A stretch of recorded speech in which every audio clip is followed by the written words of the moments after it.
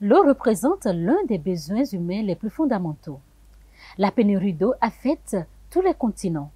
Près d'1,2 milliard de personnes, soit près d'un cinquième de la population mondiale, vivent dans une zone rurale où l'eau fait physiquement défaut et 500 millions de personnes sont menacées du même sort. Trouver de nouvelles techniques pour avoir de l'eau saine au quotidien est l'un des défis majeurs que nous devons de relever. Conscient de la place prépondérante qu'occupe l'eau dans la vie de l'homme, le Secrétariat international de l'eau met en œuvre des initiatives qui garantissent à la fois le droit à l'eau, son accès universel, l'assainissement de tous, le tout en préservant les ressources en eau. Un des bras armés du SIE pour la réalisation de ces objectifs est le mouvement de la jeunesse pour l'eau. Mesdames, Messieurs, dans ce numéro spécial, j'ai le plaisir de recevoir pour vous la coordonnatrice du programme Jeunesse au Secrétariat international de l'eau. Laurie Fourneau, bonjour. Bonjour. Merci d'avoir accepté notre invitation. Un vrai plaisir. Qu'est-ce qu'il convient de retenir sur le Secrétariat international de l'eau? Oui. Le Secrétariat international de l'eau, c'est une organisation qui cherche à offrir des réponses systémiques et collectives aux enjeux hydriques, aux enjeux d'eau. Vous l'avez mentionné, c'est un enjeu global, c'est un enjeu qui est questionnant pour tous et auquel on doit s'attaquer. Donc, nous, on souhaite offrir des réponses systémiques, donc qui va apporter des changements profonds, des changements politiques, puis on le fait notamment en mettant de l'avant la jeunesse et la société civile dans le développement, mais également dans la mise en œuvre des solutions. On est basé à Montréal, mais également on a plusieurs antennes un peu partout à travers le monde. On existe depuis 30 ans. 3 décennies, hein? 3 décennies, exactement. Wow. Puis, je pense qu'on a une approche vraiment de travail par, pour et avec les jeunes et la société civile. Donc, on ne veut pas se remplacer l'excellent travail qui est fait par la société civile et les jeunes, mais vraiment plus les accompagner et catalyser leur... Quand vous parlez de la jeunesse, c'est à partir de 18 ans jusqu'à 40 ans ou bien quelle est la tranche d'âge? Généralement, c'est de 18 à 35 ans. Après, j'en fais partie alors. Vous en faites partie. Malheureusement, j'en fais plus partie.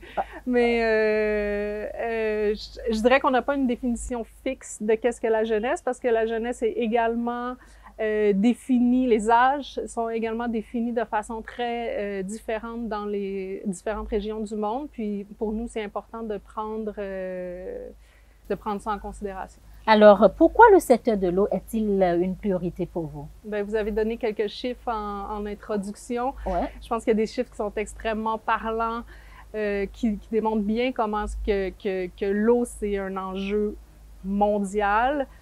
C'est un enjeu mondial qui va être exacerbé avec la crise climatique. Aujourd'hui, on parle que 90% des effets du changement climatique sont liés aux ressources en eau. Quand on parle d'accès à l'eau potable, 3 personnes sur 10 n'ont pas encore accès à l'eau potable dans le monde. 4,3 milliards d'individus n'ont toujours pas accès à des services sanitaires c'est énorme. Sécurisés.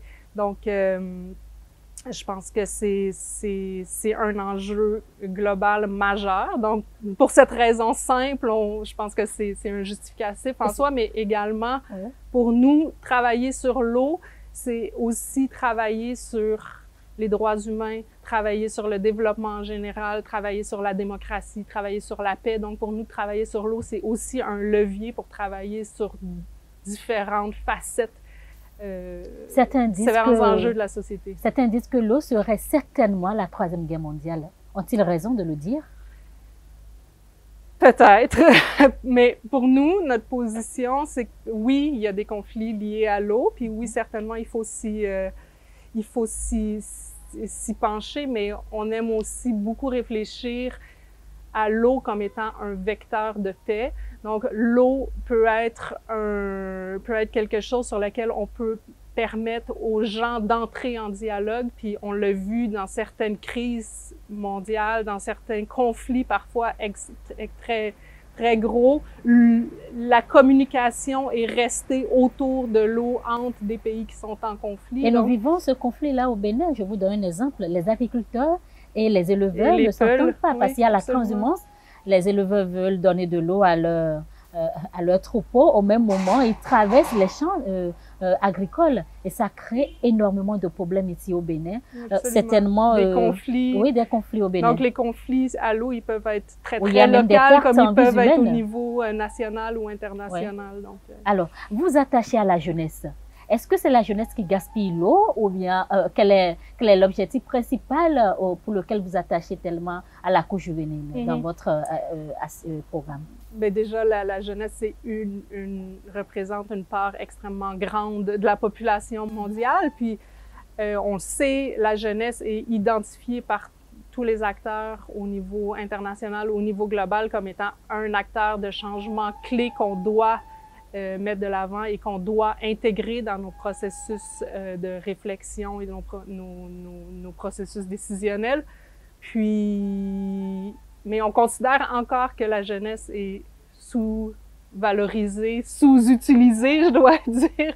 Je veux dire, la jeunesse a énormément de potentiel de changement, d'innovation, des connaissances de pointe souvent très grandes, sont en contact avec les populations locales, sont souvent capables d'être une courroie de relais entre les populations locales, les décideurs. Donc, la jeunesse est vraiment à même de... C'est un maillon essentiel pour vous. Exactement. Okay. Puis, étant donné que tout le monde le reconnaît, mais personne ne le fait, on pense que c'est... c'est le moment de les impliquer il y a un rôle dans à les faire. décisions et puis voilà. Pour obtenir également un changement de comportement dans l'utilisation des ressources en eau. Alors, vous avez une stratégie dénommée Water Generation, exécutée entre 2017 et 2022. Quel est le fondement de cette stratégie?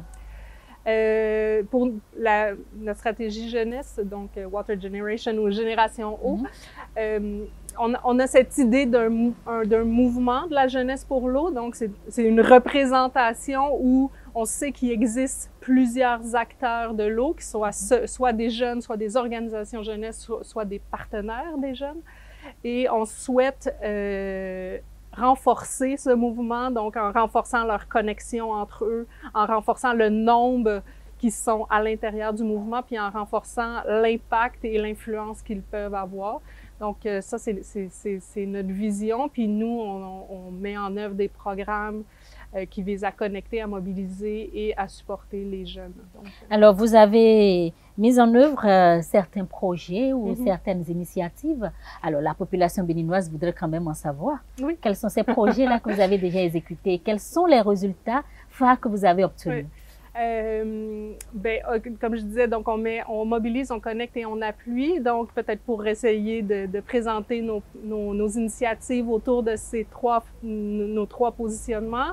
Donc, on mobilise, on essaie d'amener le plus de jeunes entre eux, ensemble, autour des enjeux d'eau. Donc, par exemple, les parlements de la jeunesse pour l'eau, qui est un réseau de jeunes qui est actif à la fois au niveau global, mais également présent dans plus de 55 pays, dont le Bénin. Dans le Bénin, c'est une fierté pour nous d'appartenir à ce réseau, alors. C'est une fierté pour nous que le Bénin en fasse partie, mais c'est également une fierté pour nous que ça soit un réseau qui soit piloté par les jeunes.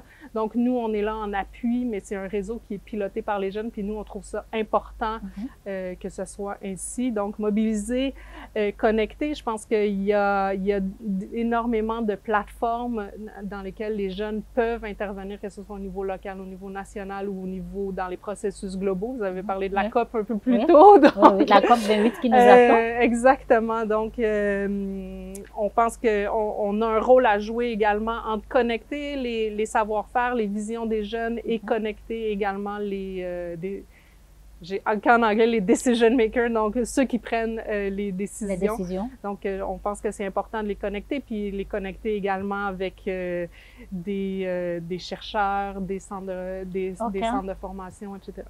Puis, supporter, donc, on supporte les jeunes, que ce soit par la mise à disposition. On a par exemple une plateforme qui s'appelle Youth for Water and Climate, donc les jeunes pour l'eau et le climat.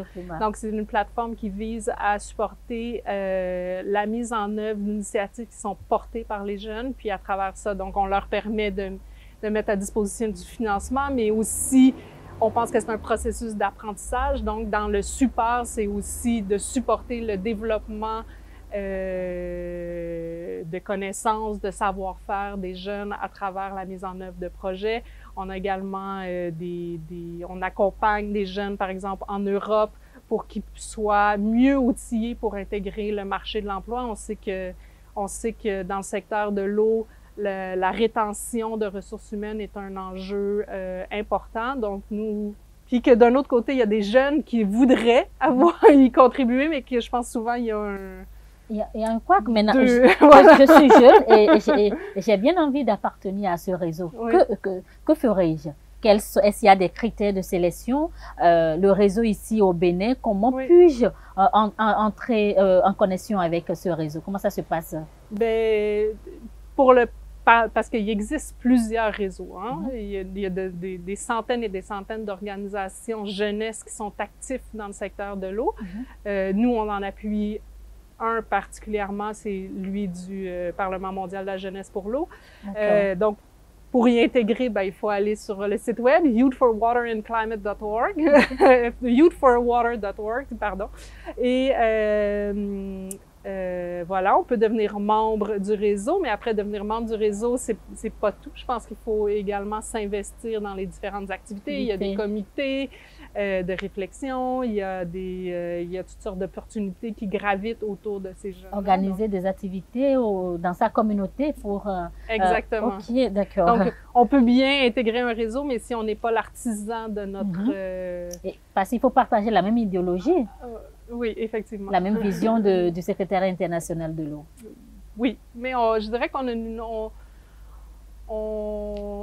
aime bien se confronter à toutes sortes de visions, justement. Donc, je pense que le dialogue, l'échange, justement, les différentes perspectives qui se rencontrent dans ces différents réseaux, les jeunes qui viennent de différents backgrounds, je pense que tout ça, ça nourrit à enrichir la vision, puis ça fait en sorte qu'on a des solutions qui sont peut-être plus adaptées. Puis, Alors, vous disiez tantôt que l'eau peut être source de conflit. Alors, l'eau est une ressource inégalement répartie dans le monde, vous le savez mieux que moi. Alors, que faites-vous concrètement pour que l'eau devienne un outil de paix et de coopération? Bien, l'eau comme outil de paix et de coopération, pour nous, c'est notre postulat de base. On pense que l'eau est davantage un outil de paix qu'un facteur de conflit. Donc, qu'est-ce qu'on fait avec les jeunes? On travaille énormément sous le chapeau Blue Peace, donc qui est un mouvement global d'organisations qui travaille sur les enjeux eau et paix. Qu'est-ce qu'on fait avec les jeunes? On travaille beaucoup sur le dialogue, donc de mettre des jeunes en dialogue, parfois de pays qui ont des conflits, de mettre des jeunes en dialogue dans des régions où ils ont des pratiques qui sont divergentes. Vous avez mentionné les agriculteurs et les Peuls ici. Donc, ça, c'est le dialogue, appuyer également le développement d'initiatives locales. Je pense que c'est une façon également de réduire les conflits et accroître la connaissance, donc de permettre aux jeunes d'acquérir des nouvelles connaissances grâce à l'appui de partenaires ou de centres de recherche sur les enjeux d'eau et de paix. Je pense que c'est... Est-ce que le secrétariat international crée ou installe des châteaux d'eau dans les communes qui en ont vraiment besoin? Non. En fait, oui, dans un pays qui est en Asie centrale. Donc, on a un projet d'accès à l'eau potable et à l'assainissement au Tadjikistan. Donc, c'est un pays dans la vallée de Fergana. On y travaille depuis 20 ans. Après, nous, donc, mise à l'exception de ce projet, nous, on ne travaille pas à mettre en œuvre des tuyaux, à mettre en place des tuyaux, des robinets. C'est pas là où on agit. Nous, on travaille plus au niveau de l'influence, au niveau politique, au niveau de la formation et de l'accompagnement, plutôt que vraiment... Pour qu'on puisse avoir une gestion rationnelle des ressources en eau. Mais on pense que souvent, les solutions techniques, on les a déjà, en fait. On les connaît ils sont déjà là. Souvent, souvent le principal frein à la mise en œuvre et à répondre aux difficultés et aux enjeux, c'est politique. Alors, puisque les changements climatiques affectent, les effets néfastes des changements climatiques affectent également la disponibilité des ressources en eau. Et chez nous, c'est l'agriculture qui consomme plus de 70% des ressources en eau chez nous. Alors, comment vous expliquez à ces jeunes la relation entre les changements climatiques et la disponibilité des ressources en eau? 70%, c'est un chiffre qui est global également. Donc, c'est pas uniquement chez vous. Effectivement, la plupart des ressources en eau sont utilisées par l'agriculture. Comment on l'explique? Peut-être je vais prendre l'exemple de pourquoi j'étais à Natitingou. Voilà. Donc, j'étais à Natitingou pour le lancement de la 3e phase d'une initiative qu'on a qui s'appelle Ton futur, ton climat. Oui, donc, Ton futur, ton climat, je connais ça. Exactement, voilà, c'est très bien. Donc, c'est un projet qui est régional, donc qui se met en œuvre au Bénin, au Burkina Faso et au Togo, dans différentes communautés. On vient de compléter la 2e phase et on a la chance d'avoir une 3e phase à Natitingou, en fait à Tanguieta. Puis, vraiment, ce que ce projet vise, c'est d'accompagner les associations locales à transformer leurs pratiques agricoles pour qu'elles soient davantage résilientes au changement climatique, mais également qu'elles permettent la restauration des terres, des sols, puis des terres qu'elles utilisent. Donc, c'est en venant les accompagner, leur montrer, OK, pourquoi le compost, pourquoi l'utilisation de pratiques plus naturelles, puis de connecter. Vous leur montrer les meilleures techniques? On leur montre les meilleures techniques, tout en leur permettant de développer des nouvelles sources de revenus, parce que c'est beau travailler sur l'eau, l'environnement, mais quand on n'est pas capable de manger puis de fournir à manger à notre famille, c'est... Nous avons 77 communes au Bénin. Pourquoi vous avez choisi Tanguieta? Parce qu'on travaille avec un partenaire ici au Bénin qui s'appelle le Partenariat national de l'eau du Bénin. Le PNE. Le PNE Bénin, exactement. Donc, et puis, pour eux, ils travaillent dans le bassin de la Pendjari et ils ont fait des études études pour identifier quelles étaient les zones les plus sensibles. Les zones vulnérables. Le sous-bassin de la Tchouchoubou a été identifié comme une des zones les plus vulnérables. Donc, ça a été le déclencheur de pourquoi on est là-bas. D'accord. Quand vous êtes parti, qu'est-ce que vous avez vu sur le terrain?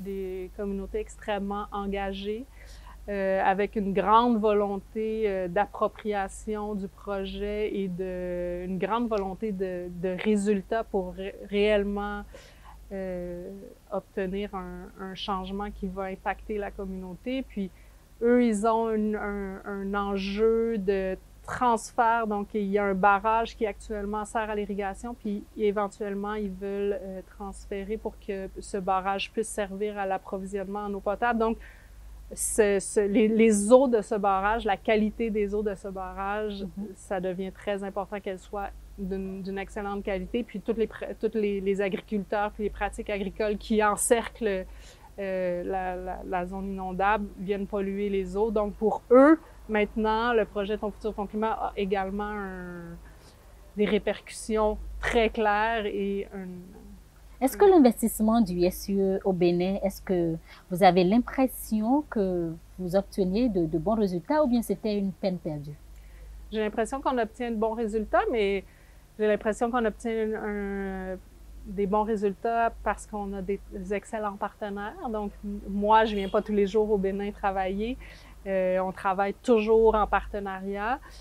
Donc, au Bénin, on travaille avec le PNE Bénin et également le Partenariat mondial de l'eau au niveau régional de l'Afrique de l'Ouest. Donc, pour nous, ce sont d'excellents partenaires qui connaissent bien le terrain, qui connaissent bien les acteurs et qui sont en mesure de mettre en œuvre les projets. Donc, je dirais que oui, ça vaut la peine. D'accord, d'investir oui, chez nous au Bénin. Exact. Alors, en repartant dans votre pays, qu'est-ce qui vous a marqué chez nous? Le sourire des gens. D'accord. D'accord. L'accueil, l'engagement, la motivation, Est-ce que vous avez senti une certaine motivation de la part des jeunes? Certainement.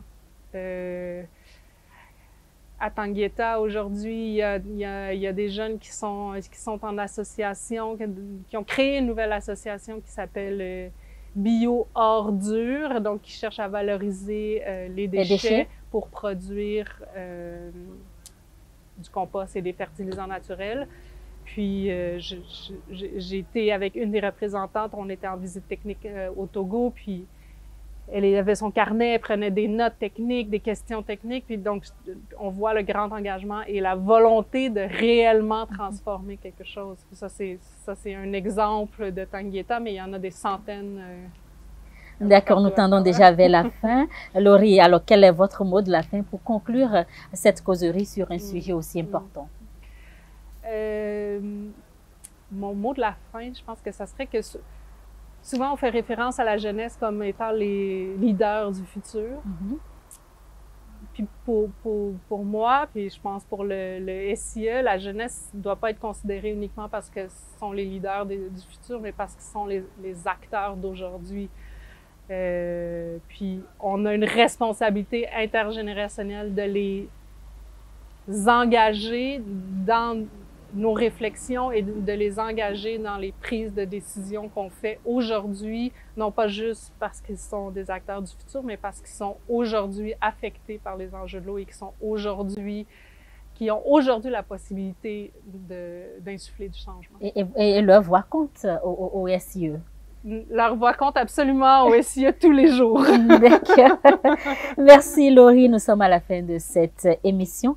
Merci d'avoir accepté d'échanger avec nous, de partager avec nous ce que fait concrètement le SIE en prenant comme appui la jeunesse pour aboutir à de bons résultats. L'eau est source de vie, un liquide précieux à préserver pour nous et pour la génération future.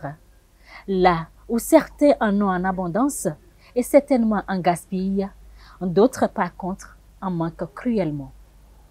C'est notre devoir d'œuvrer pour une utilisation rationnelle de ce liquide vital sans compromettre l'avenir des citoyens de demain.